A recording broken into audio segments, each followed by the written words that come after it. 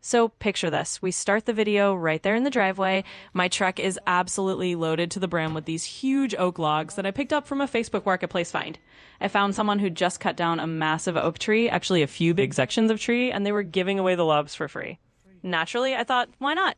Grabbed my chainsaw, drove over there, and spent the afternoon loading up these giant oak rounds into the truck bed. Now here we are back in the driveway, and you can see just how enormous these logs are. Each piece is thick, heavy, and rough around the edges, some almost as wide as the truck bed itself. They look beautiful with all the tree rings showing, but they're definitely a challenge to move. I don't have any heavy equipment at home, no forklift, no skid steer, not even a winch. So everything you're about to watch is done purely by hand with what I've got: an old wheelbarrow that's on its last legs, a small chainsaw, and a good dose of determination. So the first step, I take that creaky, wobbly wheelbarrow and roll it right up to the back of the truck. It squeaks and groans, but it's the only thing that's going to help me move these logs without just dragging them across the driveway. I position it under the tailgate, take a deep breath, and climb into the truck bed to start unloading. The first log I tackle is big and awkward. You'll hear the bark scraping against the metal as I roll it slowly toward the tailgate. Once it tips into the wheelbarrow, the whole thing jumps and squeaks. I catch the handles quickly to keep it from tipping over, then head back for the next log and the next. Each log has its own shape and halland. Some roll easily, others need a bit of wiggling, and the heavier ones really make me work. You'll hear those deep thuds as each log lands in the wheelbarrow and the metal tray flexing under the weight. Once it's loaded, I carefully navigate that heavy load down a narrow path to the backyard. You'll hear the wheel wobbling, the log shifting, and me taking it slow to avoid tipping over. Eventually, I make it to the yard, tow the wheelbarrow forward, and the logs tumble out onto the grass with a solid thunk.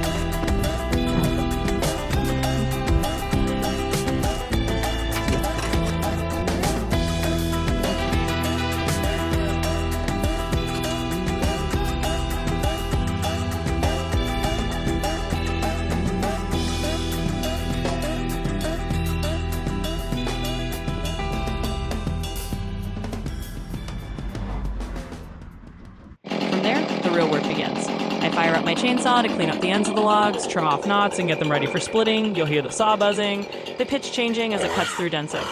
Once that's done, it's time to split the logs by hand with a wedge and sledgehammer. Each swing is a thud and a crack as the wood finally gives way. It's tiring, honest work, and by the end of it, the backyard is scattered with split wood and sawdust, and there's a real sense of accomplishment. That's the journey we're sharing there. Just one person, a few basic tools, a whole lot of oak.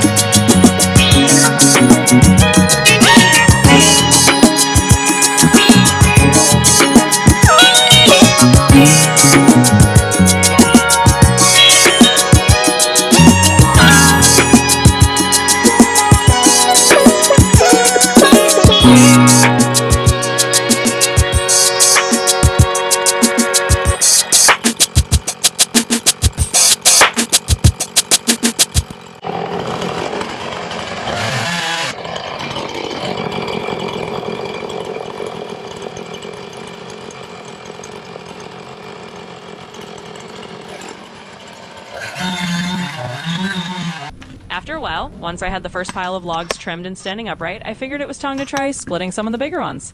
So, in the next part of the video, you'll see me standing over these massive oak browns with an axe in my hands, looking way more confident than I probably should have been. I sped this next section up a bit, mostly to save myself some embarrassment, because the truth is, the axe did not want to cooperate with me. Either I wasn't using it properly, or the wood was still way too green, or maybe it was both. But every swing felt like hitting a solid wall. The axe would bite the surface, stop, and just sit there, looking at me like, yeah, good luck with that. You'll see me repositioning the log, adjusting my stance, trying again, and again, and again. The axe bounced.